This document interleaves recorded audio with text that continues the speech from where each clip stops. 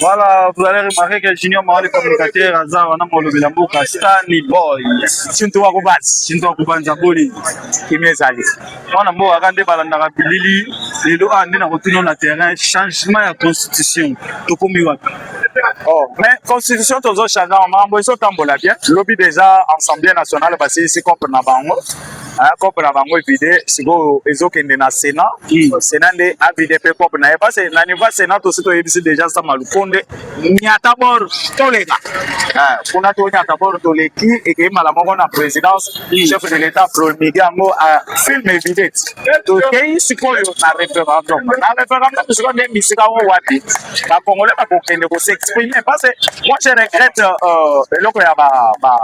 les opposants.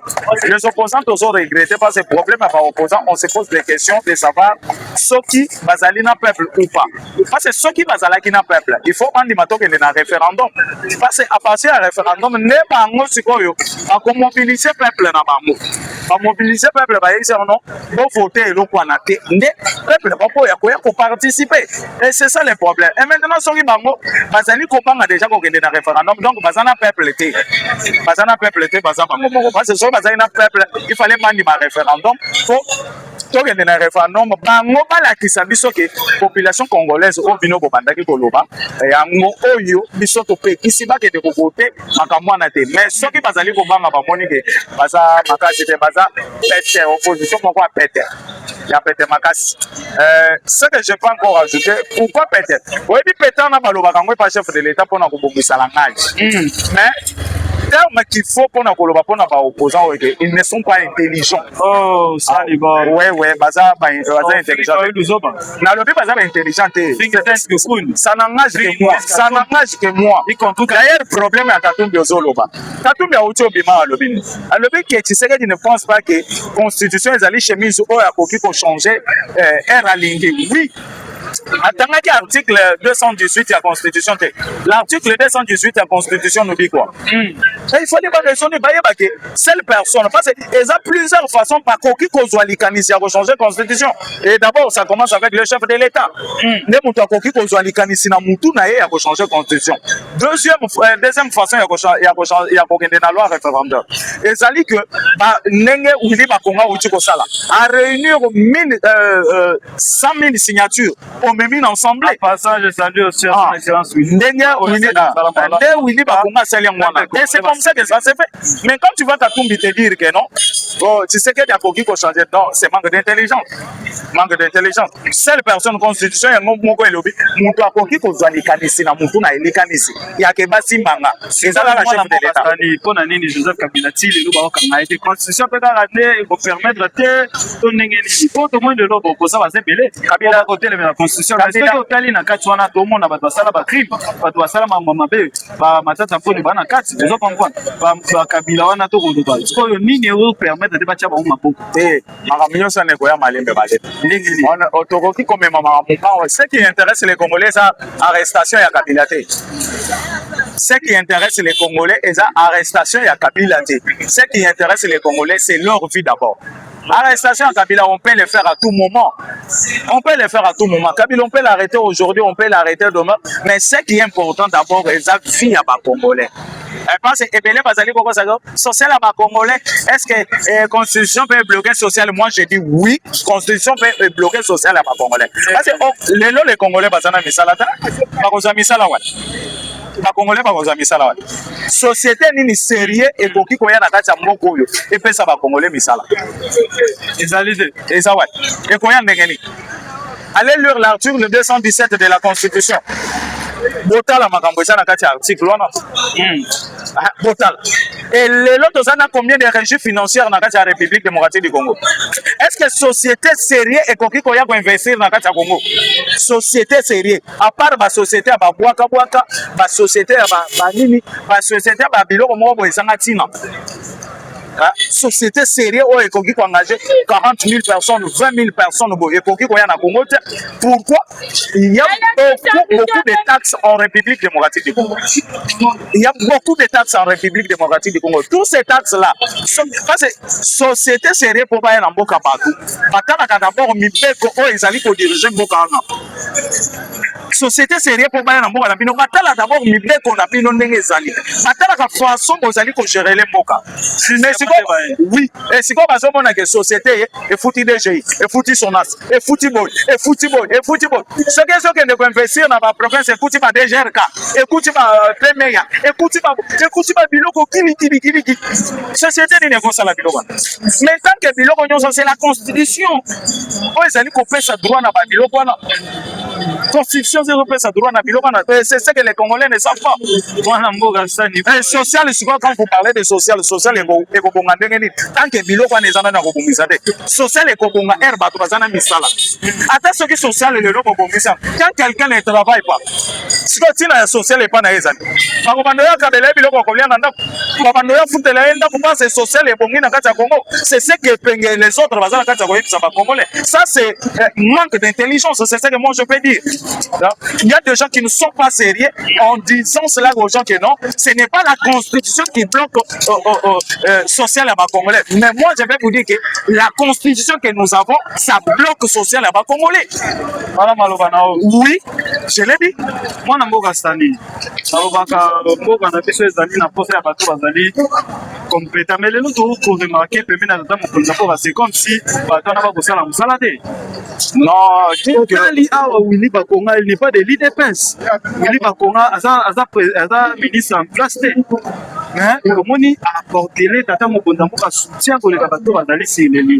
problème, c'est quoi? Willy Bakonga sont des gens qui ont compris maintenant les choses. Ça, vraiment, sans se mâcher les mots, sont des gens qui ont compris les choses. Willy Bakonga a vite compris que non, les Congolais d'abord, la République démocratique du Congo d'abord. Parce que s'il s'agissait peut-être, il y a intérêt individuel, Willy Bakonga n'allait pas le faire. Mais Willy Bakonga est en train de le faire parce qu'il a vu que non, c'est les Congolais qui souffrent. Makila, problème il y a Makila. Makila et Willy Bakonga et Gangi. Makila et Willy Bakonga et lobby. Makila et Willy Bakonga et lobby. Et les Congolais ont vite compris que non. Problème il y a Willy Bakonga lelo. Monsieur Bazolo Bazolo ka poste. Non. Ce qui prend la poste Willy Bakonga a sima ba poste belé na kati ya moko. Mais il est en train de voir l'intérêt de Mboka nae. Et c'est pour cela tu vois qu'il est allé chercher même 100 000 signatures. Attends, on n'a pas province, seigneur sauté. Attends, si 3 ou 4 provinces, je pense. 3 ou 4 provinces, il a mené ces signatures-là. Et nous, aujourd'hui, comme nous sommes, on est communicateurs. Nous sommes communicateurs, on comprend quelque chose. On comprend que non, il faut soutenir les gens pareils. Les gens qui aiment le changement à Mboka, changement, changer dans la Mboka. Les gens qui appuient vision, il y a changement à Mboka. Nous sommes d'accord pour appuyer les gens pareils. Soutenir les gens pareils comme des Willy Bakonga, en tout cas, moi, Mboka Stanley Boy, n'a pas d'accord dans Malubano. Mais, dans Magambo est l'est du pays, tout à l'heure, il y a des sanctions aux États-Unis d'Amérique, il y a déjà annoncé d'ici mois de juillet, Rwandais ne se peut pas quitter le sol congolais, pas qu'il y en Rwanda. Mais tout le monde dit nanga, aïbi na usala message dans le vide, bango bagoyo kate po bazo préparer attaque po usala bakase usala fa RDC bakota na armée. Azali boma na motu na ye, ni boma na ye zawadi. Parce que la République démocratique du Congo tout est déjà fini. Les Américains déjà bazaba et donc ezo sala nanga ezanene. Eza moto akoye na velote. Moto soka akoye na velo akoma neti moto ezo sala bien te neti donc oya bandaki compromettre na bato. Amoni que ezo se réaliser c'est pour cela aux hommes on a zo comme on a niveau là. C'est pour cela aux hommes on a zo comme on a niveau là. Mais c'est que moi je peux vous dire que sachez bien que déjà les États-Unis, pas même les États-Unis, présence déjà Yaba, Ibou à l'est de la République. Les Ouazalendo sont là. On vient d'ajouter encore unité Moko Sika, Baouti Israël, Baouti Égypte, Baouti qu'on s'ajoute aux États-Unis. Baouti qu'on s'ajoute à l'est de la République. Et Nazoé Pisayo que les scorpions vont faire leur travail. Attendez d'ici là. Nanga depuis janvier jusqu'à aujourd'hui, au point de village Nanga Bazou, il n'arrive pas. Il n'arrive pas. Lui pensait peut-être être soutenu par Banini. Et la France, ouais, a fallu qu'on soutenir Bango aussi, déjà basé en France. Nous allons terminer tous ces bêtises-là. Et Bango Balobaki, les Congolais. Aujourd'hui, on a vu Batoubaza Pembe, Nanga Bakangi, Bango Bagena, Bango la prison en Rwanda. et vous allez me dire que na Goma prison ezate soki bazali ba congolais bazosala makambo na bango na kati ya mboka na bango. Pourquoi arrêter ces gens-là comme bango na Rwanda? Pourquoi arrêter ces gens-là comme Maba? Donc cela veut dire que c'est le Rwanda qui est derrière tout ce qui se passe à l'est de la République. Et c'est clair. Et c'est ça. Oh oui. Wana mdana sima ya onyo se salema. Oui wana baby peuple congolais pas dit conscient. Mais un peu de chité, bande ba kolanda. Ça bino pour s'abonner, pour partager, pour commenter, awande ou bande weba ba vérité. Alors les locaux ceux qui bande wana ba quitter. Je pense que Tata Mokonza Mboka, ce qui a changé constitutionnel n'a pas fait et pour permettre abakisa mandat ou bien ekozala uniquement pour les abakisa mandat te. Il faut que eloko wana ba congolais bazali kokosa bino. Tshisekedi ne va plus ajouter les mandats. Donc eza neti tout est bandeli à zéro, compteur est à zéro. Mandat Félix a kozwa soki on change la constitution et kozala mandat na ye ya liboso. Parce que to bandi 4e république mamuto e bandi ya sika. Mais comment on va lever le 3e mandat? 3e mandat, c'est comme si on garde ces mêmes constitutions-là, nous allons continuer. Mais Azaki na 2e mandat, ensuite 3e. Non, mais on a changé de constitution. Cela veut dire que le 2 mandat, Oya Salaki Alibosana est tombé. On recommence les choses et c'est ça. Je pense qu'il y a tout du Gambozade, pas généraux, tout le monde va canarder belé. Eh, bah miette zana non, bah miette zana no belé. Bah ouais, généraux va d'un peu comme caméra. Ouais, bah miette ça, wana vraiment na kokiko le peloko. Ce qui wana justice c'est des ala kata ko sala busala. Ce qui caméra ça cité par bah généraux, aux jours à venir, vous allez voir que caméra sera interpellé parce que na Congo, on m'a dit que faut la zaki le kanisa ya kokendo funda Félix. Na Congo to zama opposant papa bango moko ba yeko comprendre que bakokangama bango moko ba comprendre que bakokangama bango parce que comment la C4 o bango C64 o bango basali ndeko kangisa bango ti ndeko kangisa bango C64 o bango moko ba yebi ko interpréter parce que le président actuel Aza élu est installé même. Mais comment bien au côté Mageboko de kangisa parce qu'il n'a pas encore terminé son mandat. Si ça devrait terminer son mandat en 2028, mais tout ça en 2026. Bino c'est quoi que de confondre tu sais que non, Alinga ça comparer na pouvoir. Est-ce que vous êtes déjà arrivé en 2028? C'est la team ande ko mala ceux qui comprennent à longwete wana ndeko de porter plainte. Mais ceux qui bagay ko na lobia ne place na yebisi bino que chef de l'état on lié à l'obake opposition ezana bato amayele te le chef de l'état bongisa ki on ndenga propre à lobby opposition ya pété. C'est comme mission de comprendre que non opposition bato bazanga mayele. C'est simple. Opposition bato bazanga mayele.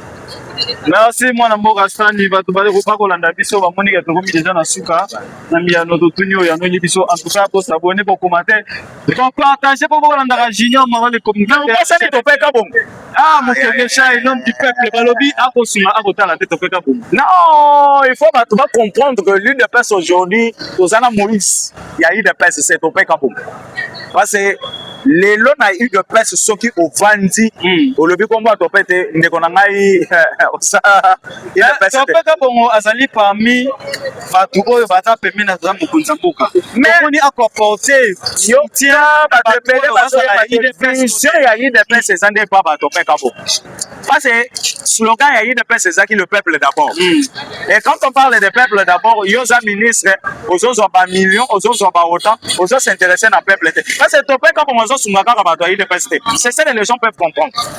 Même si vous n'êtes pas d'élu de presse, mais tant que vous êtes congolais, vous avez un dossier quelconque, ok, pas topin. À ça, à mesure, à couper son solution, à couper son solution. Ce qui a montré que ça y est, mon son solution, il peut te favoriser et pas mon son solution. Et c'est ça, le peuple d'abord, oui. Non, il y a qui va tenir ce micro, tout dit ne topin, moi, béo. Donc, il y a peine à vie, il faut le topin. Il faut le topin. Le chef de l'État, ça déjà la topin. Tout le monde est là, au ville, province de Kinshasa, le Daniel, pour faire ça, madame. Tout le monde est semble comme propre. Les autres, ça là, le problème congolais parce qu'on comprendre c'est que Kimbuta n'a pas pu faire c'est que Mobila n'a pas pu faire Et tout ça, ça tombe maintenant sur Daniel Bumba. Et il y a une chose aussi, na ville province ya Kinshasa, ce que vous avez battu dans la ville province ya Kinshasa, Tozana maire de la ville était. Parce qu'il faut m'attacher à la partager. Maire de la ville, ma réunion sont déjà centralisée car il n'y a pas gouverneur. Et le bourgmestre aussi, il y a Kinshasa, plupart des bourgmestres vont travailler.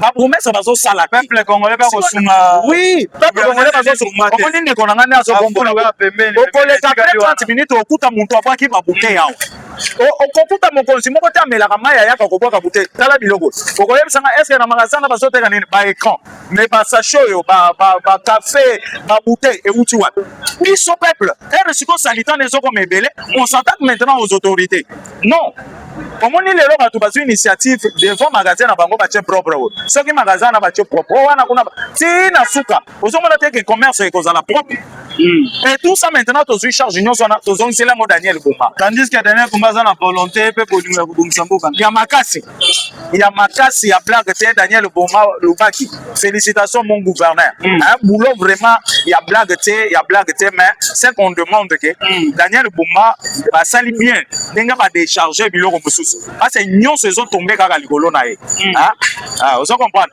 parce que kabale ezalaki mpo na ville oyo bato ebele bazoyeba te omona ndeko nani André Kimuta atelema na veni Manzengele te na veni Vwanga entre Mwanza Manzengele tikali na seli bule ezalaki na telema lobi mboko ye kobonga te bayebaki deja kabale oyo bazalaki na wana mboko mais bango batikelaki biso mboka na mitrai batikali na mitrai tomoni Daniel Bumba batika mboka mitrai na zolo ndenge bangobila et les autres Daniel Bumba est en train de travailler batika mwana mboka travailler en tout cas peuple congolais tozana pona bino yebisaka bino osabone okomante opartage po olanda info merci beaucoup na bayo nyonso bakolanda osabone ciao